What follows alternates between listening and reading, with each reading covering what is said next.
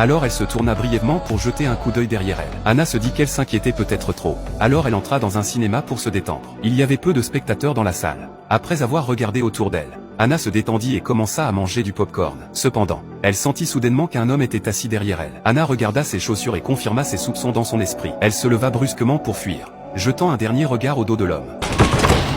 Elle se rendit dans un supermarché bondé. Ses nerfs tendus commencèrent à se détendre. Mais soudain, elle aperçut de nouveau cette silhouette familière. Bien qu'Anna ne puisse pas voir son visage, la silhouette de l'homme ressemblait beaucoup à celui qui l'espionnait la nuit.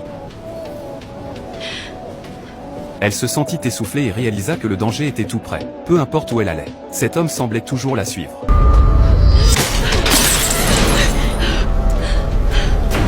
Elle se précipita dans l'arrière-boutique du supermarché et, suivant les indications du vendeur, s'échappa par la porte de derrière. Le soir, elle informa sérieusement son mari, Marc, qu'elle avait été suivie depuis le cinéma jusqu'au supermarché, et il était fort probable que ce soit l'homme qui l'espionnait de l'immeuble en face. Voyant la grande inquiétude de sa femme, Marc la conduisit au supermarché pour vérifier les vidéos de surveillance. En se rappelant de l'heure exacte, ils virent rapidement l'image de l'homme. Cependant, étrangement, chaque image montrait soit son dos, soit son profil.